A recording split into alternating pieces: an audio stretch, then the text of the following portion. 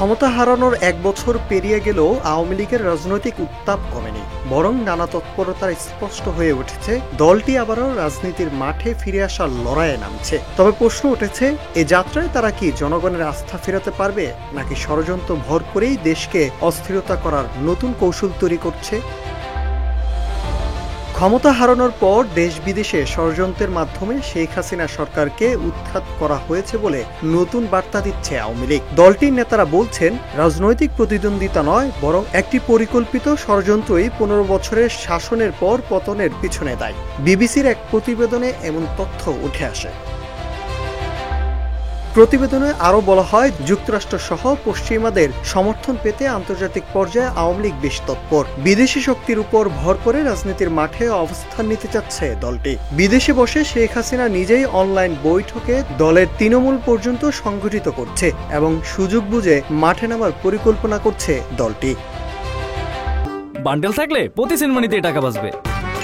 বিকাশ send money bundle কিনে জিতুন প্রতি লেনদেনে। গত ১ বছরে এই প্রথম শেখ হাসিনা ভারতে আশ্রয় নেওয়া তার দলের কয়েকজন নেতার সঙ্গে বৈঠক করেন। তিনি তার ছেলে সজীব ওয়াজিদ জয়কে রাজনীতিতে সক্রিয় করছেন। জয় এখন আন্তর্জাতিক পর্যায়ে ও দলের নেতাকর্মীদের সঙ্গে যোগাযোগ করা সহ বিভিন্ন দায়িত্ব পালন করছেন। কিন্তু দলের নিয়ন্ত্রণ শেখ হাসিনার হাতেই থাকবে বলে ধারণা করছেন দলের শীর্ষ পর্যায়ের নেতারা।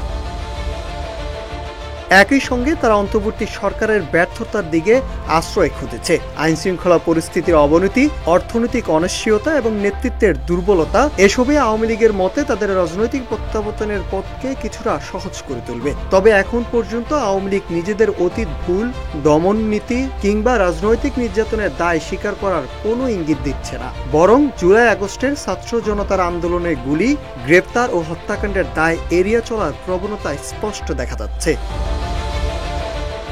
বিবিসির প্রতিবেদনে আরও বলা হয়, এমন প্রতিকূল বাস্তবতায় দলটি ভুল স্বীকার না করে কেবল ষড়যন্ত্র তত্ত্বে ভর করে এবং অন্তর্বর্তী সরকারের ব্যর্থতাকে পুঁজি করে ঘুরে দাঁড়াতে পারবে কিনা এ নিয়ে প্রশ্ন থেকে যায়। বিশেষ করে যখন শেখ হাসিনা নেতৃত্বে দলের পুনর্গঠনের চেষ্টা চলছে এবং তার ছেলে সজীব ওয়াজিদ জয়কে সামনে রেখে নতুন পরিকল্পনার ইঙ্গিত মিলছে, তখন এই নেতৃত্বে জনগণের আস্থা আদৌ কতটা রয়েছে তা নিয়ে বিতর্ক রয়েছে রাজনৈতিক অঙ্গনে। Nahid Hasan, news desk, Ittefaq.